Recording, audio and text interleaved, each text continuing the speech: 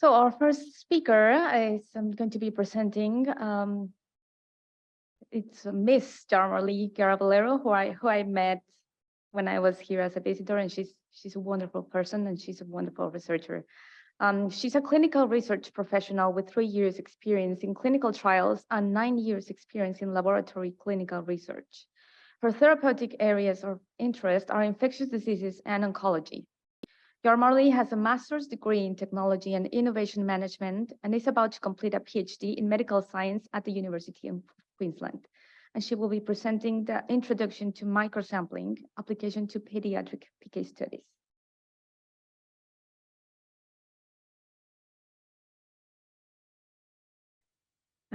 Thank you, and welcome everyone for this microsampling symposium.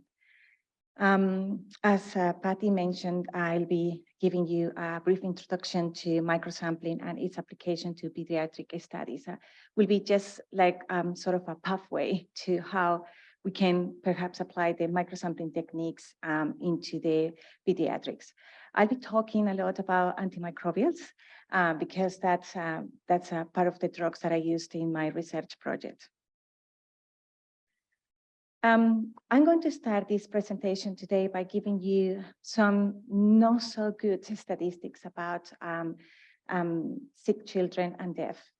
And the thing is that when we talked about children, and especially critical ill children, we think of, and diseases, we think of cancer and leukemia. The problem is that infectious diseases are so common that we don't believe that can be the cause of death in children, and especially in very, very young children. In fact, a global systematic analysis by Liu and colleagues found that infectious diseases were more than 3.3 million deaths were attributed to this disease. And in fact, 52% of children under the age of 5 died because of the infectious diseases, and 44% alone were newborn babies. The study also found that the leading causes of death were bacterial infections caused by pneumonia, diarrhea, malaria, and sepsis. So they found as well that higher mortality rates were in those diseases for antibiotic-resistant bacteria. In another study, in a 10 years period, just in Australia and New Zealand, it was found that invasive infections increased just by 100%, just in a decade. So just imagine this. So very briefly, I'd like to mention something. Typically, when an infection is suspected, a broad spectrum treatment, with an antibiotic is commenced. And then a more focused, individualized treatment can be followed once the microbiological results from the patient are obtained. The problem is that we definitely need to have an understanding on the pharmacokinetics and the pharmacodynamics of the antimicrobial of the drug to provide the appropriate treatment to treat infections, especially in critical ill patients or critical ill children. The problem is that the majority of the studies for optimal dosing has been done in or investigated in vitro, in animal models, or just in adults, in adults. And the thing is, the majority of the antibiotics given in the ICU for critical ill children are off-level dosing. Apart from the developmental stages that occurred across the childhood, pharmacokinetic parameters can be significantly altered in illness stages. And that's why we definitely need to understand the pharmacokinetics of the drug just to provide the right dosing concentrations for these patients.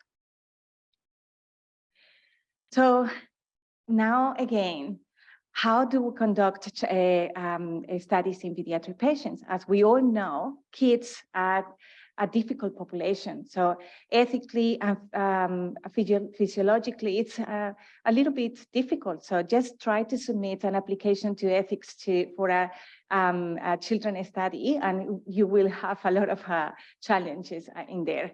And one of them is also related to the amount of blood required to be removed for the study. So usually it's between 0.5 and 2 mLs, or it is 500 microliters and 2,000 microliters. And if you do a PK study, so you need to take several time points across for a time range, and that actually can have a lot of issues with these patients. We know that some patients can have iatrogenic anemia, and this can cause a lot of concerns between parents and scientists and even doctors, and some patients might need blood transfusions. So what do we need to do to resolve this big issue to be able to perform the PK studies in children? So the good news is that there are options nowadays, and I think technology has given us a lot of options, in particular for assay sensitivity when using mass spectrometry. And we are able today to measure drug concentrations using very tiny amounts of biological fluids. I'm talking about 2.5 microliters, as we've done in our lab. Or many studies nowadays are using 10 microliters of the biological fluid or plasma or serum to do the studies. And then is when microsampling comes to the picture, let's say. And it brings us the opportunity just to take a small volume of blood from a patient, in this case, a child, from the heel or the finger, and we just need to collect less than 10 microliters. Some microsampling devices just collect 10 microliters, so it is very precise in that case. And as opposed to what is the conventional sampling, which is very, I wouldn't say detrimental, but can be a little bit scary for the child. Just seeing the needle, I have needle phobia, so every time I go for my blood test, the first thing that I say, I don't want to see the needle. So it's interesting to see how could be, I wouldn't say easier, but will be a good way to perform a study in children. Now I'm going to spend a few minutes in here because I like to explain not in detail, but with some examples, the different types of microsamples or microsampling techniques. So we have the dried format and the liquid format. And as you can see in the left side of the slides, we have VAMS, which is the volumetric absorptive microsampling, very popular because actually the device collects exact volume of the biological fluid. In this case, we're doing a collection of blood from the finger prick. And then we have also the dry blood spots, which is I would say, the first microsampling technique perhaps used for clinical studies. For example, it's been used since the 60s by Guthrie and collaborators because they provided a good assay to test rare diseases in newborn children. It's an amazing technology, I would say, and it's very simple to do. And after that, I think in recent years, in the last decade, we have seen a lot of research for many drugs using dried blood spots and also dried plasma spots, dry saliva spots. So it's been very versatile. Although it has a lot of challenges related to the way the biological fluid is spread across the car. But anyways, there are several guidelines that can help to overcome those challenges. And then we have to the right side, we have liquid microsamples. We have too many nowadays, but now I just wanted to focus on capillary microsampling, which is a simple capillary tube, hypernized tube that collects, I would say 50 microliters of blood or less. And then after centrifugation, we have the amazing gold standard plasma for clinical application or for studies. Then we have the microsampling Wing 2, which is another device very famous nowadays. if I can use this, but it collects in here 23 microliters of blood, very precise, 23 microliters of blood. And then after centrifugation, the blood can be separated in here. And then we will have plasma in these two channels. And then each channel, so the good thing is that it collects actually two samples at the same time. Each channel will have 2.5 microliters of plasma. So as you can see, it's an amazing the way how microsampling has evolved over the years, and many scientists are trying to create new devices that help researchers with these devices. Now, to be able to perform pharmacokinetic studies in children or even in adults or any population, we have to take into account a few things. And the first thing is that we need suitable bioanalytical methods that are validated or developed and validated based on the microsampling technique that is going to be used. And also that it takes into consideration the stability of the drug. Some drugs are more stable in the dry formats, and we can use it, but perhaps in the drug binds more to plasma cells rather than the red blood cells. And that's why you can't use it in the dry format, and then you need to move to a different device. So we definitely need to ensure that the drug concentrations measured from the microsamples are reflected through the true concentrations. And that's why we need very comprehensive qualitative bioanalytical validation. So then it is very important to mention that once you have all the validation done and you have developed the method and you are just so happy because you definitely have your microsampling technique ready to be used in a study, you need to do a bridging study. And the bridging study is a way to do a comparison between the gold standard, which is the conventional sampling taken by arterial cannula, and then against the microsampling that you are using. A bridging study is very important because it will give you the microsampling technique that is in use will reflect the true concentrations and will be giving you the confidence that you can use it in your study. So for us, what we did, because when you go to children, as I said before, doing pediatric studies is a little bit complicated. So you can't, again, go there and say, yes, I have the microsampling technique, I have validated, and I have everything that I need. You have to first show that the technique works in adults. Otherwise, it's not possible to go into that step to children. So what we did is we performed or conducted a study in adults in the ICU here in the Royal Brisbane and Women's Hospital. And it was possible to collect 25 microsamples and simultaneously with the conventional samples at 5 predefined time points. We collected these samples from 5 critically ill patients. It was a fantastic study. And then obviously we validated the samples using a published method. And yeah, the results were fantastic, in fact, yeah. So very briefly, I like to mention that we demonstrated that 95% of the samples correlated. So we had all the samples laid within the 20% of the difference. The results showed, it was fantastic. We could say that the microsampling technique used in this study could be used for the studies in children. And I just like to move forward because in here, after having those results and that we demonstrated what we had, we could go now and do the bridging study in pediatric children.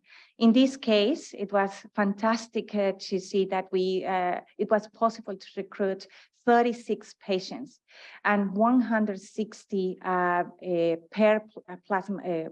blood samples were collected simultaneously. So from finger prick and also ear prick, because we had very young kids in that study.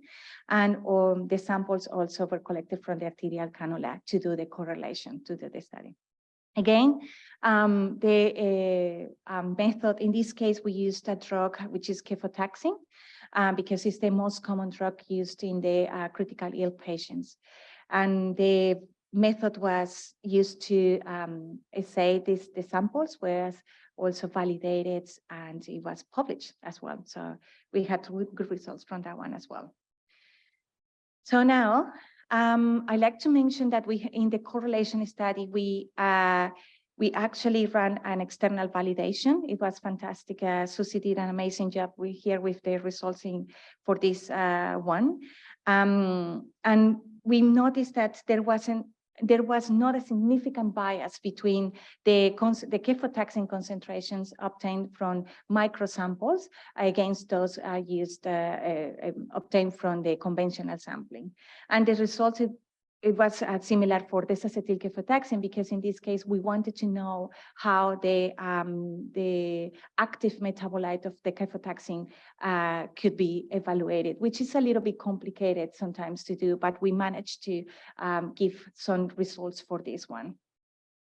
So again, these are the results that we obtained from the study with some scatter plots and Bland-Altman plots in here.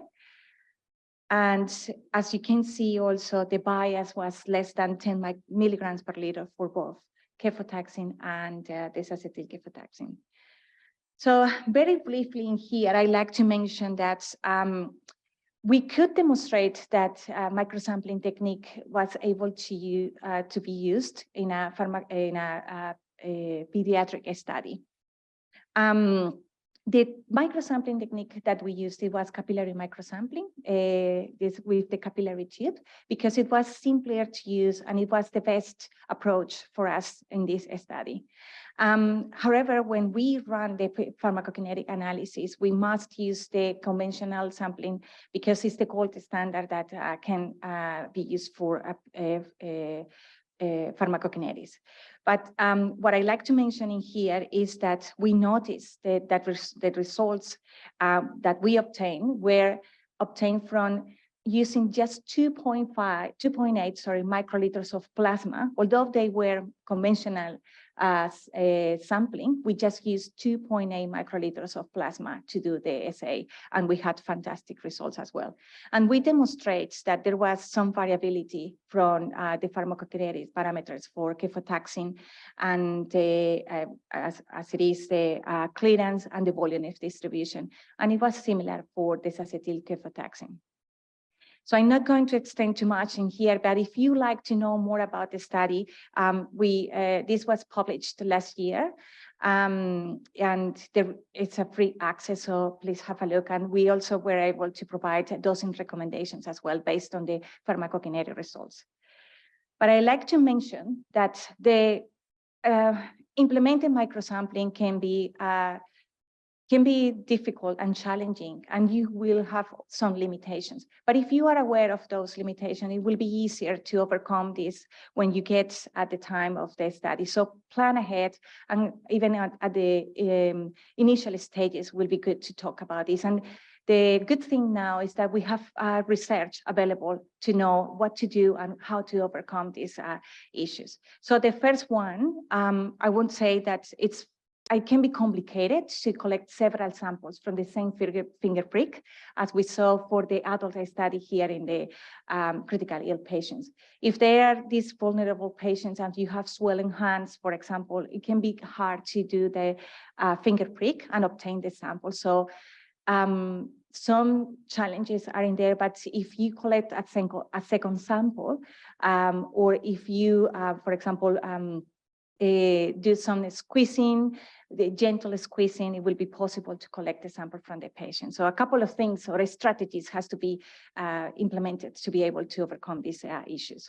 Also, if the sample is lost during centrifugation, it happens a lot of time, but it's what it is, and you can do it. If there is a second sample taken, it will be possible to overcome that challenge. But if the sample is lost, it's lost. So there's nothing that it can be done. Not enough volume for the analysis. It's possible we overcome some challenges. For example, if we needed 10 microliters of the plasma for the analysis, we only collected 8 microliters or 5 microliters, we actually had to dilute the sample and we had to demonstrate that dilution and integration steps into the validation to ensure that those concentrations were actually true and correct. And the last one, but not least, will be the quantification of the free drug concentrations. And this is very particular for dry format microsamples.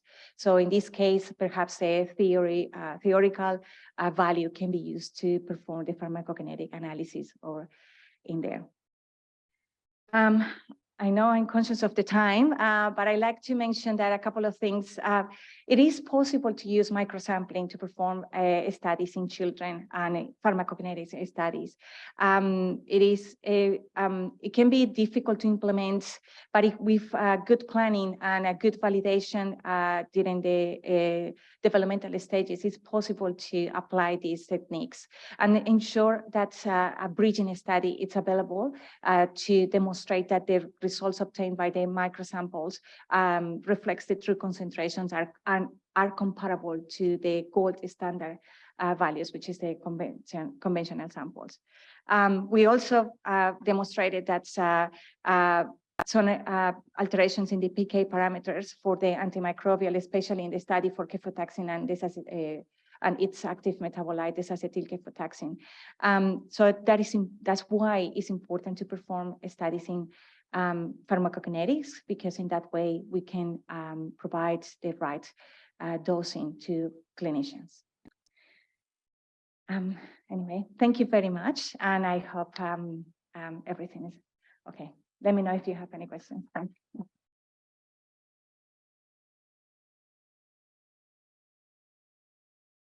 Thank you, Yarmarly. Excellent presentation. Very interesting microsampling theme.